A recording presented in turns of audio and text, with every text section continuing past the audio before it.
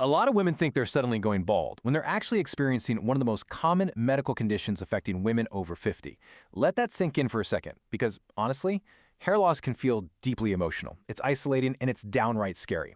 You might be brushing your hair, seeing a clump in your hand and thinking, oh my gosh, did I permanently damage my hair? Is this menopause? Am I literally losing my youth? It's incredibly distressing. But I'm here to tell you, girl, the internet is completely full of chaotic hair loss advice and miracle products just waiting to take your money. That wild west of misinformation, it stops right here.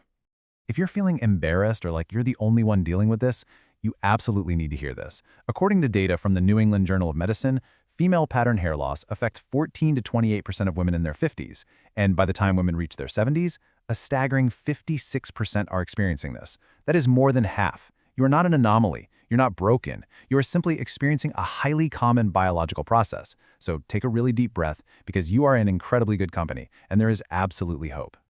Section 1. The science of hair thinning. Let's look under the hood and unpack exactly why this happens. So if you've been staring in the mirror, noticing your part getting a little wider, or realizing your ponytail feels like it's half as thick as it used to be, you deserve to know the biological why behind it. The medical term for what's happening is called miniaturization, but we don't need to stress over clinical terms. Just think of your hair follicles as basically tiny little factories. Their entire job is to produce a thick, healthy strand of hair. But in female pattern hair loss, thanks to a mix of genetics, hormones, and age, some of these factories get kind of sleepy. They slowly start shrinking over time. And because the factory is shrinking, the hair it produces gets much thinner, shorter, and weaker. You can actually see how this shrinking process maps out right here. In a normal cycle, up at the top, the growth phase, which doctors call the anagen phase, lasts for literally years. But look at the pattern hair loss cycle below it. That growth phase gets shorter and shorter. This means your sleepy hair factories are spending way more time sitting completely empty before they can drum up the energy to produce a new, puny little hair. Your whole hair growth cycle essentially just gets shorter and weaker. Section 2. Getting the right diagnosis. Because we absolutely need to find the root cause first. Look, before you go adding another $90 miracle hair serum to your cart that does absolutely nothing but make your scalp smell like an expensive salad dressing, we need to talk about what doctors are actually looking for. You just can't treat a problem if you don't know exactly what it is. On the left, you see a widening part. That's often the very first sign. On the right, you see what we call central spreading or a frontal accentuation pattern, which basically just means thinning right down the middle or right behind the front hairline. I am showing you these not to scare you, but to completely validate you. If your scalp looks like this, you aren't imagining things. This is the textbook presentation of female pattern hair loss. Notice how it's diffuse thinning? You aren't going completely bald like the classic male pattern baldness we usually think of. So the crucial step here is figuring out if anything else is making those sleepy follicles even worse. While a doctor can often diagnose this just by looking, or occasionally with a tiny scalp biopsy, you should absolutely ask for some basic blood work. We need to rule out the basic saboteurs of hair growth, things like low iron, low vitamin D, or a wonky thyroid. We also want to look for hyperandrogenism, which is just a fancy word for having a bit of extra male hormones. If you have adult acne, irregular periods, or you're suddenly growing extra facial hair, you gotta tell your doctor. That completely changes how we treat you. Section 3. Evidence-based hair treatments. Okay, let's shift gears and talk about what actually works. I'm going to walk you through the heavy hitters, the medical mainstays that actually have rigorous peer-reviewed clinical data behind them. No fluff here. First up is the absolute gold standard, Minoxidil.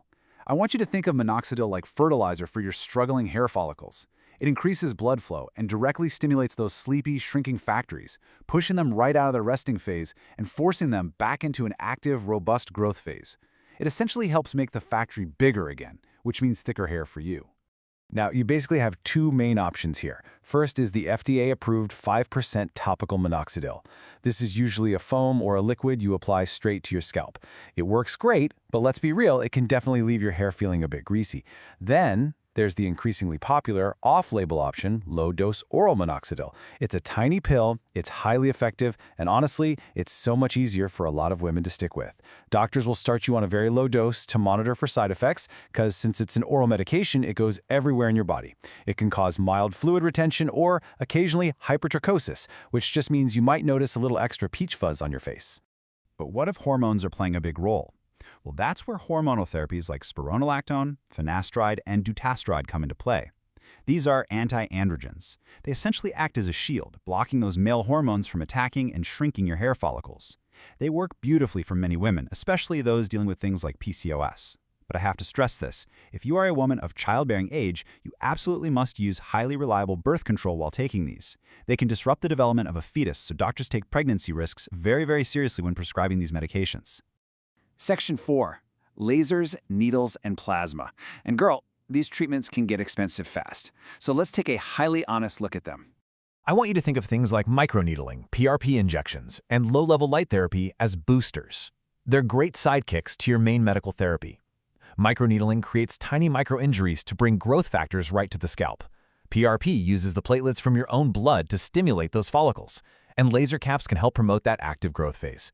Are they effective? Yes, the data shows they can definitely help. But are they a standalone miracle? Usually not. And you really have to keep realistic expectations about the high out-of-pocket costs and the fact that you're going to need ongoing regular sessions to actually maintain the results. Section 5. Timelines and realistic expectations. This requires patience and consistency, which is honestly the hardest, but absolutely the most important part of this entire explainer. Look, there is absolutely no instant miracle cure for hair loss. Anyone selling you overnight results is flat out lying to you. Consistency is the only way forward. We have this reality timeline here, so you are completely prepared.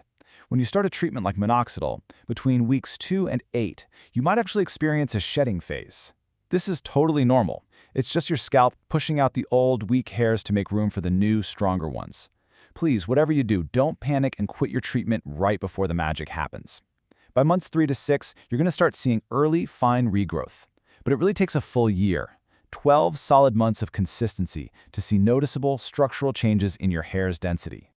So let's address the deeply emotional question that brought you here in the very first place. Will my hair ever grow back? The medically backed answer is a resounding yes. It won't happen overnight, and for sure, it requires a lot of commitment. But with patience, the exact right diagnosis, and evidence-based science doing the heavy lifting, regaining your hair and regaining your confidence is absolutely possible. Your follicles just need the right wake-up call. So, knowing what you know now, what is the very first conversation you're going to have with your doctor tomorrow?